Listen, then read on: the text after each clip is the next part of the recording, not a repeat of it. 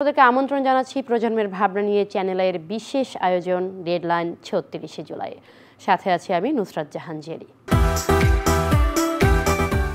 দর্শক, শিক্ষার্থীরা এখনো বিভিন্ন রকমের দাবি নিয়ে রাস্তায়।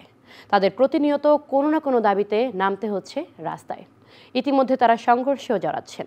আমাদের আজকের বিষয়বস্তু এই সংঘর্ষ এবং এই সংঘর্ষের কারণে জনদুর্ভোগ নিয়ে কি হতে পারে এর সমাধান। সরকারি চাকরিতে কোটা সংস্কারের দাবিতে শুরু হয়েছিল বৈষম্য বিরোধী ছাত্র আন্দোলন। সময়ের সাথে সাথে বাড়তে থাকে ছাত্রছাত্রীদের অংশগ্রহণ, চলতে থাকে টানা আন্দোলন, যা ছড়িয়ে পড়ে সারা বাংলাদেশে। আন্দোলনে অংশ নেওয়ায় শিক্ষার্থীদের ওপর শুরু হয় হামলা, নিহত হন অনেক শিক্ষার্থী, আর আহত অসংখ্য। নিহত বা আহতদের সঠিক সংখ্যা এখনও অজানা। একটি সময়ে আন্দোলন থামাতে তৎকালীন সরকার বন্ধও করেছিল শিক্ষা প্রতিষ্ঠান।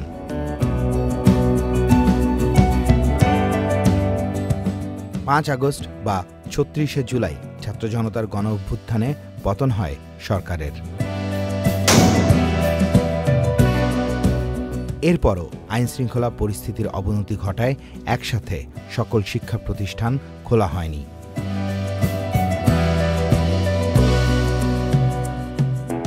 পর্যায়ক্রমে বিভিন্ন স্তরের শিক্ষা প্রতিষ্ঠান খোলা হয়, শুরু হয় ক্লাস পরীক্ষা।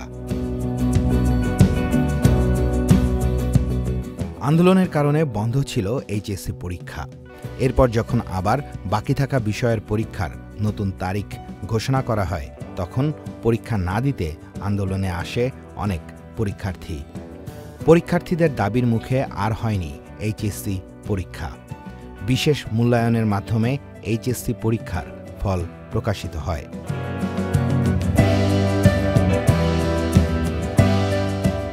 এইচএসসি পরীক্ষায় যারা ফেল করেন তারা আবার পাশের দাবিতে আন্দোলন শুরু করেন। তবে সে দাবি আর মানেনি সরকার।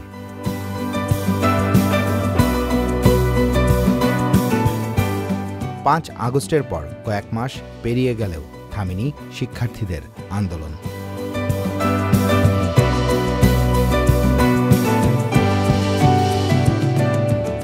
স্বতন্ত্র বিশ্ববিদ্যালয়ের দাবিতে আন্দোলন করে আসছে ঢাকা বিশ্ববিদ্যালয়ের অধিভুক্ত রাজধানীর ৭টি কলেজের শিক্ষার্থীরা। তারা সড়কে যেমন আন্দোলন করেছেন, তেমনি করেছেন ক্লাস ও পরীক্ষা বর্জন।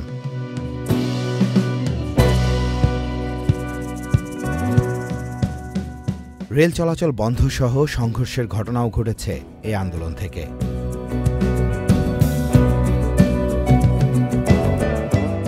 আন্দোলন চলেছে সরকারি চাকুরিতে প্রবেশের সময়সীমা ৩৫-এর দাবিতেও।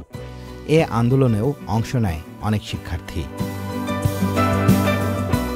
এছাড়াও বিভিন্ন শিক্ষা প্রতিষ্ঠানে বিভিন্ন দাবিতে ভিন্ন ভিন্ন সময়ে শিক্ষার্থীরা আন্দোলন করেছেন।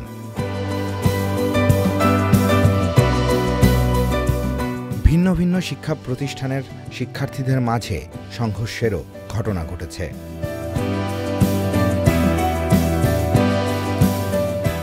ঢাকা কলেজ ও সিটি কলেজের শিক্ষার্থীদের মধ্যে সংঘর্ষে আহত হয়েছেন অনেকে।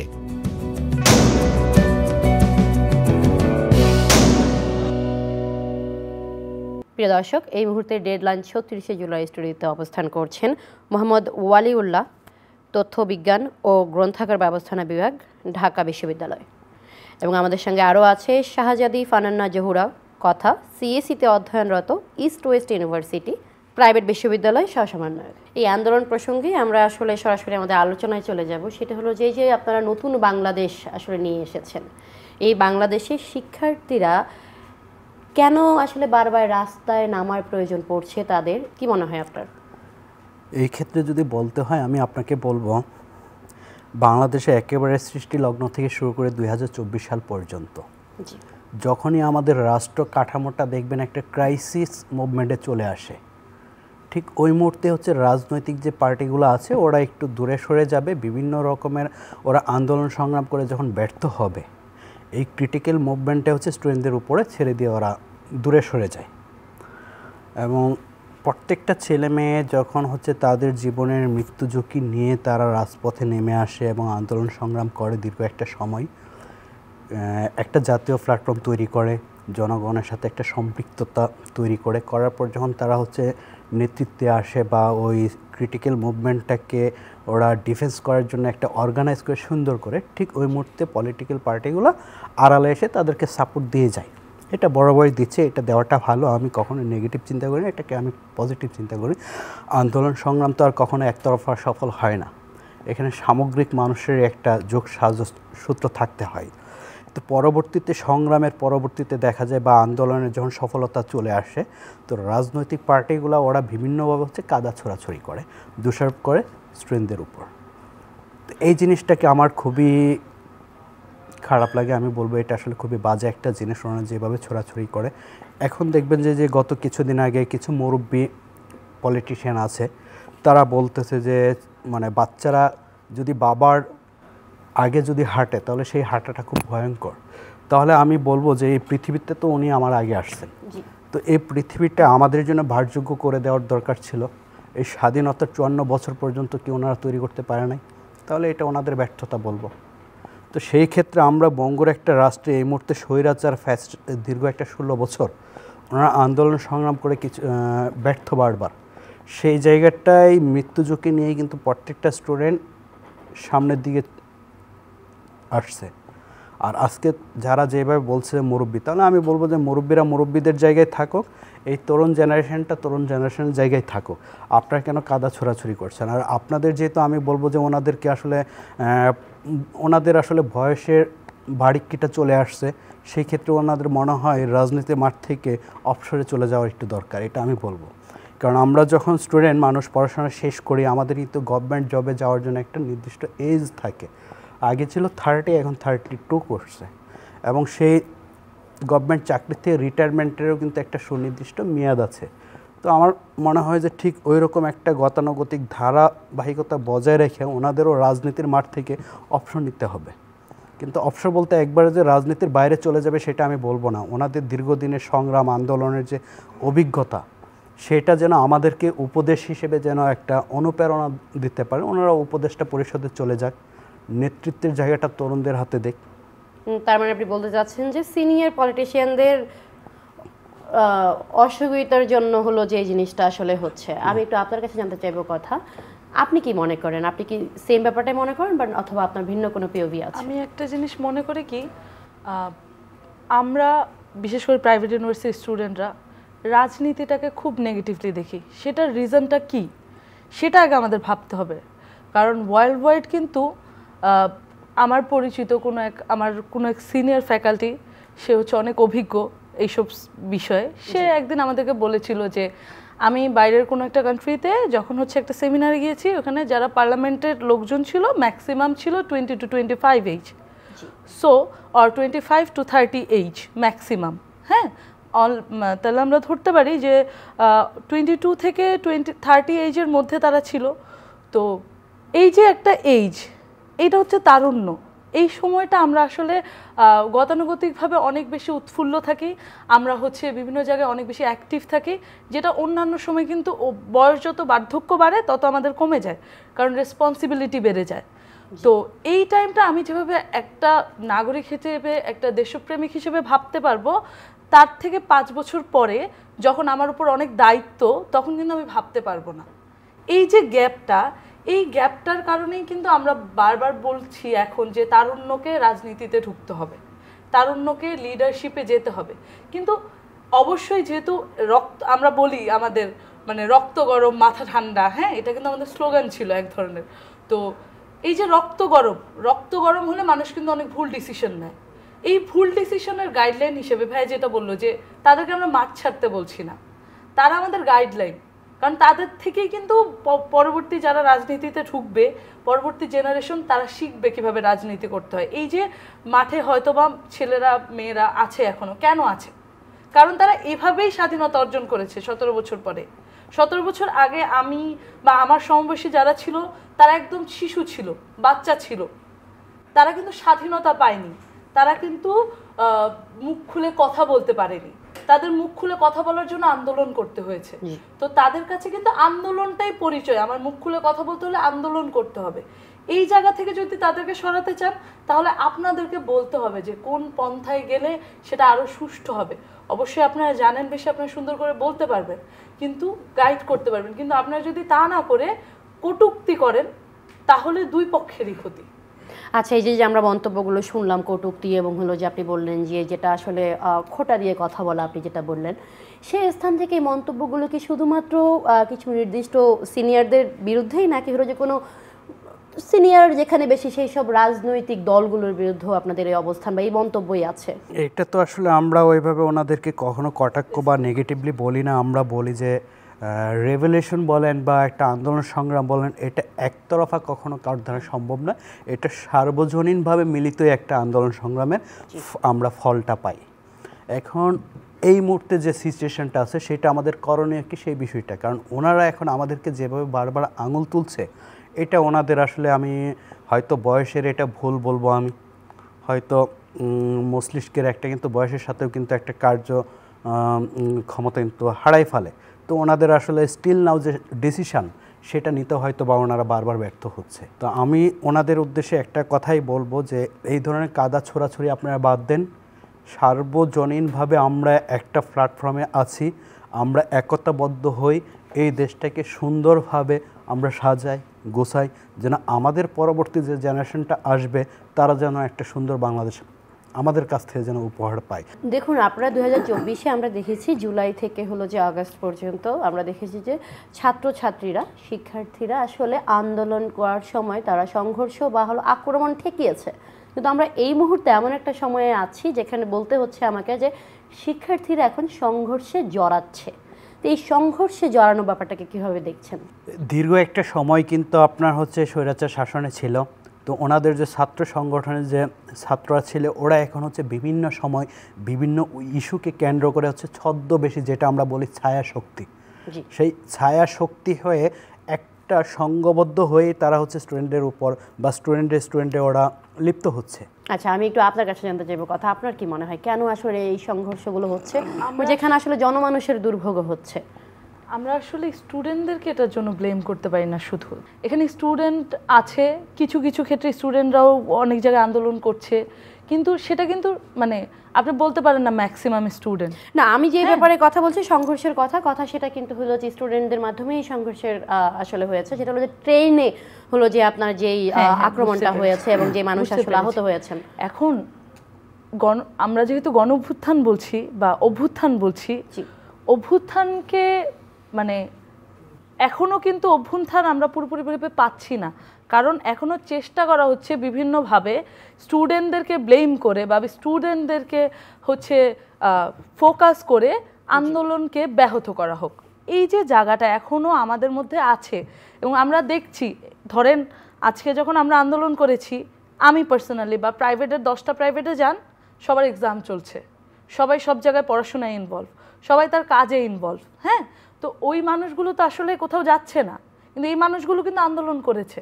হ্যাঁ, গুটি কয়েক মানুষ হয়তো বা কোনো ভুল স্টেপ নিচ্ছে, তাদের বিরুদ্ধে অ্যাকশন নেওয়া হবে, কিন্তু গুটি কয়েক মানুষও আপনি দেখবেন যদি 50% হয় আমাদের যারা আন্দোলনরত ছিল বা 20% হয়, বাকি 60%, বাকি 50% এরা কিন্তু বিভিন্ন ঘরানার অথবা বিভিন্নভাবে এই আমাদের এই গণ অভ্যুত্থানকে বা আমাদের এই যে আমাদের বিপ্লব, এটাকে ব্যাহত করার চেষ্টা করা হচ্ছে। এটা করা হচ্ছে বিভিন্ন জায়গায় বিভিন্নভাবে, কারণ আমরা জানি যে একটা আমলাতন্ত্র বা একটা একপাক্ষিক রাজনৈতিক যে 17 বছরের ইতিহাস, সেটা আসলে 2 মাসে 4 মাসে চলে যাওয়ার মতো না। ভিতরে অনেক মানুষ আছে যারা এখনও তাদের সাথে ইনভলভ। ধরেন ফর এক্সাম্পল আমাদের সাথে আন্দোলনরত কোনো এক আমার ছোটো ভাইয়ের ফ্যামিলি পুরোটা হচ্ছে আওয়ামী লীগ ঘরানার বা ওই ঘরানার, যেহেতু এখন আমরা একদম ক্লিয়ারলি বলতে পারি। তো সে তার মা বলে উঠেছে তাকে, শুন ওয়েট কর, আসতেছে আবার। তো এই যে এই মতাদর্শের মানুষগুলো কিন্তু এখনো এক্সিস্ট করে, তারা এখনো ব্যাহত করার জন্য চেষ্টা করে যাচ্ছে এবং তারা কিন্তু তাদের ট্যাগ দিয়ে ব্যাহত করবে না। ধরেন ঢাকার বাইরে বিভিন্ন জায়গায় মানে শোনা কথা বা আমার বন্ধু বান্ধব এসে বলছে যারা ঢাকার বাইরে থাকে, যারা আওয়ামী লীগ বা ছাত্র লীগ ছিল, তারা নাকি স্কুটার দিচ্ছে, এটা দিচ্ছে, ওটা দিচ্ছে, এখন তারা ছাত্র দলের মেম্বার। তারপরে কতদিন পরে শুনি তারা সমন্বয়ক, তারপর কতদিন পরে শুনি তারা হচ্ছে বিভিন্ন দল মতাদর্শের মানুষ। কিন্তু এই মানুষগুলোই একদিন অন্য একটা পন্থা ছিল, যে পন্থাটা আমাদেরকে দীর্ঘ 17 বছর ডমিনেট করে গেছে। তাহলে আমরা কিন্তু বলতে পারি না যে স্টুডেন্টরা কিছু করছে। ধরেন আমাদের কাছে কমপ্লেন আসে প্রতিদিন, হ্যাঁ, ধরেন অমুক জায়গায় হচ্ছে কেউ হচ্ছে টাকা চেয়েছে, চাঁদা চেয়েছে, কি পরিচয়, সে সমন্বয়ক, কিন্তু বেসিক্যালি আমরা তাকে চিনি না, হয়তোবা আমাদেরই কারো ভার্সিটির। এভাবে আমরা অনেকজনকে ধরেছিও। এই যে ভার্সিটির কথা থেকে হলো যে আসলে আপনি একটা কথা বলেছেন, আমি একটা বিষয় ইনক্লুড করতে চাচ্ছি। আপনি যে ট্রেনের কথাটা উল্লেখ করলেন, যে ইট পাটকেল নিক্ষেপ, মানে স্বৈরাচারের বা আওয়ামী লীগ আমলে যে ফ্যাসিস্ট ওদের যে পেতাত্তা আছে বিভিন্ন জায়গায় বসে, ওরাই কিন্তু এই আমাদের যে ছাত্র সমাজ আছে তাদেরকে বিভিন্নভাবে উস্কিয়ে দিচ্ছে। তো এই ক্ষেত্রে যদি বলতে হয়, আপনি আসলে যেটা বলছেন ট্রেনে ইট নিক্ষেপ, এটা মূলত আপনি যে তিতুমির সরকারি কলেজের কথা বলছেন, এই তিতুমির সরকারি কলেজের ঘটনাটা, এটা কিন্তু একটা সময় জাতীয় বিশ্ববিদ্যালয়ের অধীনে ছিল। সেই জাতীয় বিশ্ববিদ্যালয়ের অধীন থেকে কেটে নিয়ে এসে ঢাকা বিশ্ববিদ্যালয়ের অধিভুক্ত করে দিল 7টা কলেজ। সেই অধিভুক্ত করে দেওয়ার পর থেকে এই 7 কলেজের স্টুডেন্টরা বিভিন্ন সময় শান্তিপূর্ণ আন্দোলন করে আসছে যে এটার থেকে আপনার হচ্ছে অধিভুক্ত থেকে মুক্ত করে দেওয়ার জন্য। যখন দেখলো যে অধিভুক্ত হওয়ার পরে 7টা কলেজ তাদের ছাত্র জীবনে বিভিন্ন ক্ষতিগ্রস্ত হচ্ছে, ছেলে মেয়েদের রেজাল্ট ভালো হচ্ছে না, পড়াশোনার ব্যাপারটা ভালো হচ্ছে না, কিন্তু ঢাকা বিশ্ববিদ্যালয়ের টিচাররা যে মানে স্টুডেন্টদেরকে ওরা পড়াশোনা করাচ্ছে বা এক্সামিনেশনের যে খাতাগুলো ওরা মূল্যায়ন করছে, ওই 7 কলেজের খাতাগুলোকে ওই একই দৃষ্টিভঙ্গিতে যখন মূল্যায়ন করতে যায়, আমি তো ওদেরকে ওইভাবে শিক্ষা দিতে পারছি না, আমি ওদের থেকে বেটার কীভাবে আমি ফিডব্যাকটা পাবো। যখন দীর্ঘ একটা সময় আন্দোলন করে ওরা বারবার ব্যর্থ হওয়ার পর হচ্ছে ওরা এই দুর্ঘটনাটা ঘটাইছে। কিন্তু আমি এই ধরনের দুর্ঘটনা কখনো কাম্য করি নাই। আর বাংলাদেশে দেখবেন যে শান্তিপূর্ণ কোনো কিছু কখনো দাবি আদায় হয় না। যখন একটা মানুষ মারা যাবে, কিছু রক্ত ঝরবে, তার বিনিময়ে একটা আন্দোলন তখন সফল হয়। কোনো কিছু প্রয়োজন হলে এখন রক্ত ঝরতেই হবে এমন একটা ব্যাপার হয়ে গেছে। রক্ত ব্যাপারটা তো আমরা সমর্থন করি না। আমি সেটা বুঝতে পেরেছি আপনার বক্তব্য মোহাম্মদ ওয়ালিউল্লাহ। আমি জানতে চাইবো যে ধরুন এই যে শিক্ষার্থীদের আন্দোলন এইসব তো হলো যে সেকেন্ডারি একটা ব্যাপার আসছে, কিন্তু শিক্ষার্থীদের যখন পরিচয়ের কথা বলি তখন কিন্তু তারা পড়াশোনার মাধ্যমে কিন্তু তাদের শিক্ষার্থী পরিচয়টা তৈরি হয়। এবং তারা আসলে এভাবে প্রতিনিয়ত আন্দোলনে মাঠে মিছিলে যদি এভাবে থাকে, তাদের পড়াশোনারও আসলে ব্যাঘাত ঘটছে। তো এই সব কিছু মিলিয়ে জনদুর্ভোগের সৃষ্টি হচ্ছে। এবং পুরোটা যদি আমরা দেখতে যাই এই পার্সপেক্টিভ থেকে, সরকারের কাছ থেকে আসলে আপনারা কী ধরনের ভূমিকা আশা করেন? আপনারা দুইজনই, আমি উত্তরটা একটু জানতে চাইবো যে এগুলো থেকে পরিত্রাণের উপায় হিসেবে সরকারের সহযোগিতা আপনারা কীভাবে আশা করছেন? এটা যদি বলতে হয় তাহলে আমি সরকারকে বলবো শুরুতেই একটা বিদ্রোহী মনোভাব থাকার দরকার, যেখানে যেটার প্রয়োজন তখন সেই জায়গায় সেই হস্তক্ষেপ তাৎক্ষণিক করার দরকার। এবং প্রত্যেকটা জায়গাতে একজন করে স্টুডেন্ট প্রতিনিধি থাকার দরকার, যেই বিষয়টা সরাসরি সরকারের যে প্রধান আছেন বা কর্তৃপক্ষ আছেন ওনার কর্ণঘরে যেন এই নিউজটা যেন চলে যায়। কারণ আমাদের ভিতরটা দেখবেন যে যাই রাম হয় সে আবার হচ্ছে লঙ্কা জাতি, এরকম একটা গ্রামীণ কথা প্রচলিত আছে।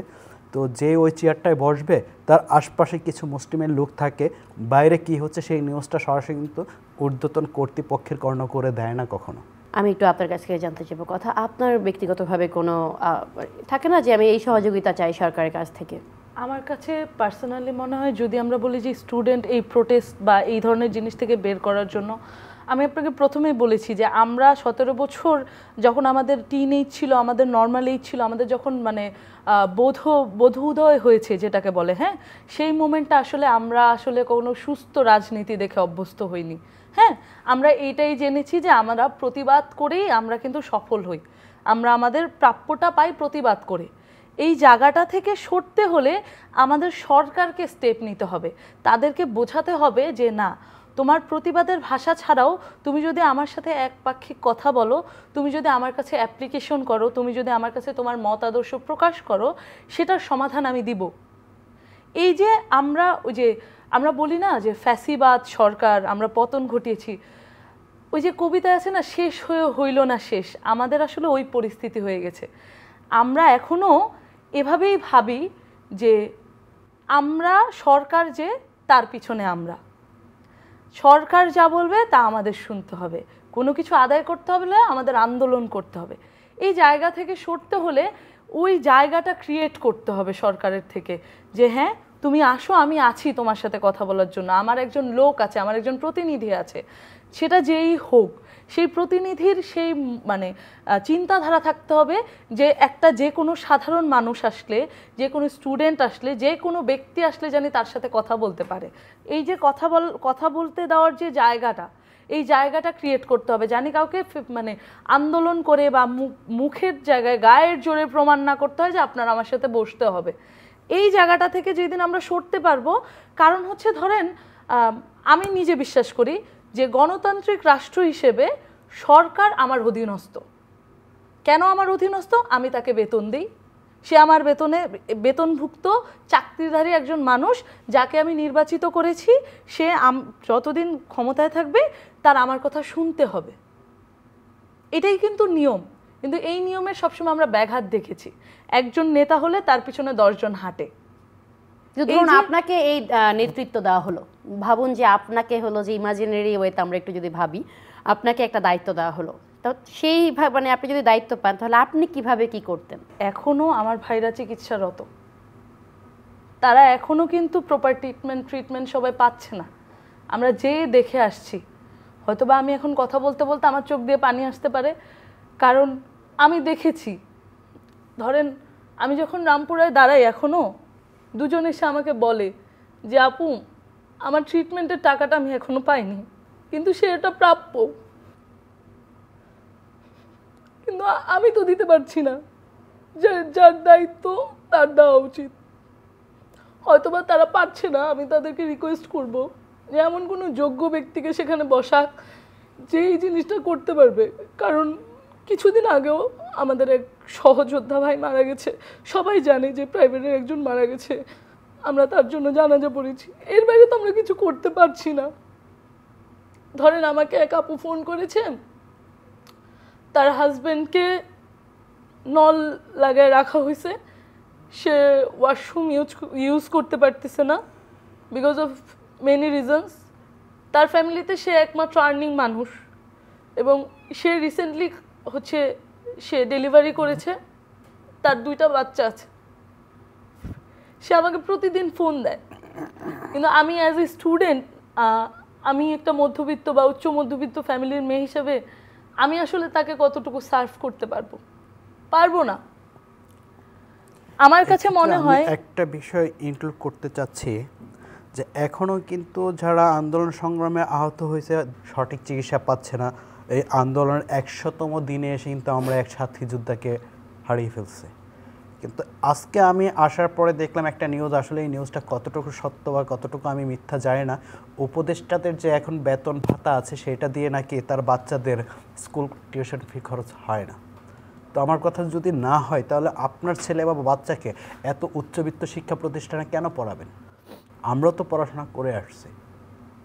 আমার ব্যাকগ্রাউন্ডটা তারুণিলাত মাদ্রাসা থেকে, কি আমরা পড়াশোনা করে আসি নাই?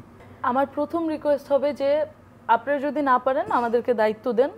আমরা মুভ করছি অলরেডি প্রাইভেট থেকে, হয়তো আমি করতে পারছি না, কিন্তু আমার সহযোদ্ধা অনেক ভাই এখনও মাঠে আছে, বিভিন্ন জায়গায় মুভ করছে প্রতিনিয়ত। তারা রুগী দেখছে, কেউ ইনভলভও আছে জুলাই ফাউন্ডেশনে, স্বাস্থ্য কমিটিতে। কিন্তু আমার কাছে পার্সোনালি মনে হয় যে আমরা তো আমাদের ভাইদেরকে ছেড়ে দিতে পারবো না। আর যাই করি, আমার মানে সরকার হওয়ার দরকার নেই, আমার কোনো ক্ষমতার দরকার নেই, আমার কিছুর দরকার নেই। একজন যোগ্য ব্যক্তিকে বসান, নিয়ে আসেন যারা আসলেই আন্দোলনে আমাদের সাথে ছিল এবং তারা আমাদের যে আবেগটা তারা বুঝতে পারবে। জি, কথা অনেক ধন্যবাদ। একটা বিষয় যেটা আপনি দেখবেন যে আমরা যখন আন্দোলনে ছিলাম বা আমাদের ছেলেমেয়েরা মারধর খাচ্ছিল, মারা যাচ্ছিল, কোনো টিচারের একেবারে শুরুতে এতটা অগ্রণী ভূমিকা আমি দেখি নাই, আমি কিছুটা দিন পরে দেখছি। কিন্তু সর্বপ্রথম যে শিক্ষক আমাদের সাথে মত পোষণ করে রাস্তায় চলে আসলেন জাহাঙ্গীরনগর বিশ্ববিদ্যালয়, সেই শিক্ষকের মূল্যায়ন কোথায়? আর আরেকজন শিক্ষক ছিল যিনি গুলিবিদ্ধ হয়ে আহত হয়েছে, উনি মারা গেছেন নাকি আমার সঠিকটা মনে নাই, উনি সম্ভবত এখনও অসুস্থ আছেন, উনি কোথায়? তো ওনাদেরকে তো ভালো একটা জায়গায় আমরা দিতে পারি। জি, এই প্রশ্নগুলোর উত্তর আমরা আশা করছি আপনারা পাবেন। আমি যাদের কাছে এই প্রশ্নগুলো আপনারা রেখেছেন তারা আপনাদের এই প্রশ্নের উত্তরগুলো মূল্যায়ন সহকারে আপনাদেরকে দেবেন। প্রিয় দর্শক, আপনারা এতক্ষণ ধরে শুনছিলেন মোহাম্মদ ওয়ালিউল্লাহ এবং শেহজাদি ফানানার কথা। আমরা জানলাম তারা কি ভাবেন দেশকে নিয়ে, দেশের মানুষকে নিয়ে এবং তাদের সহযোদ্ধায় শিক্ষার্থীদের নিয়ে। আপনাদের সঙ্গে এতক্ষণ ছিলাম আমি নুসরাত জাহান জেরি। দেখা হবে আপনাদের সঙ্গে অন্য কোনো পর্বে, অন্য কোনো প্রসঙ্গে। ততক্ষণ ভালো থাকুন, সুস্থ থাকুন।